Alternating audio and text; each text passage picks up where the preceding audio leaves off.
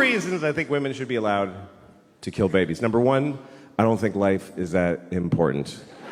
It's just not. It is not.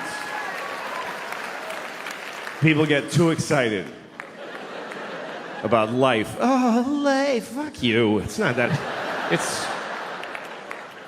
Make a list of every shitty thing ever that's in life.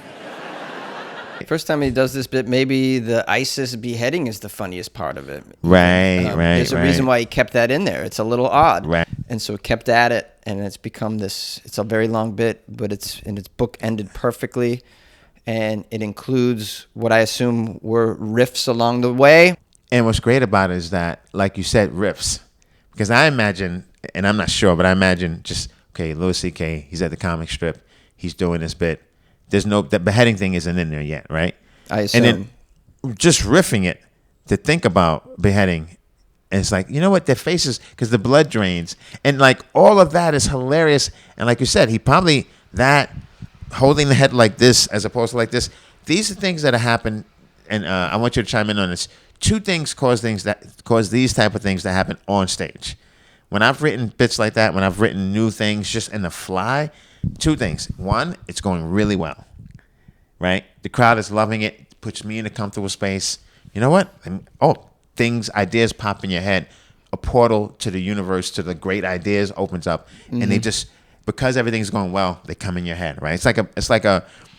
Like when Jordan went like this when he shot all those threes, or when a basketball player is in the zone and then they do something ridiculous, like they just throw the ball up like behind them and it still goes in. Something they never practiced. It's in a comfort zone. Yeah. So one, you write on stage when you're comfortable, but the second way is when it's going really bad, and you're trying to save a joke, and you're like this close to telling the crowd where they can go and where they can stick it and what they can do with themselves, and you're defending the last joke you just did. And then in your defense, you come up with these new punches and these new, like, come on, guys, you know what I'm talking about? Like, you know what I mean? A comic that writes on stage, and I know Louis does that because I've watched enough interviews with him, so I know that that's exactly what he does.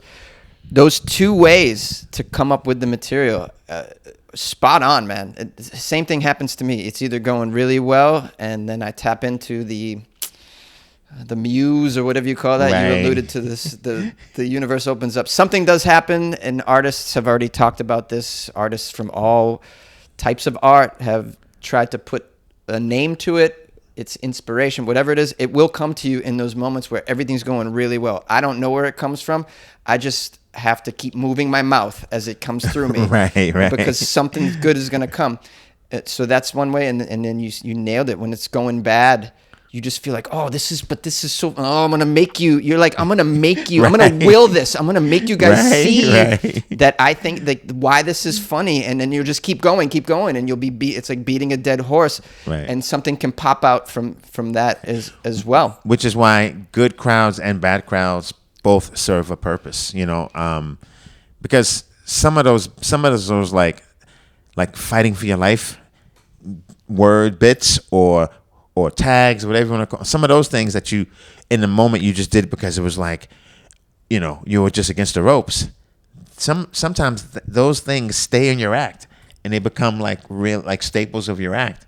And so both happen, which is, like boxing. If you're against the ropes, you got to throw a punch. And every now and then, a guy who looks like he's losing, who's just pent up against the ropes, will just swing a punch that connects, and he goes from 0 to hero.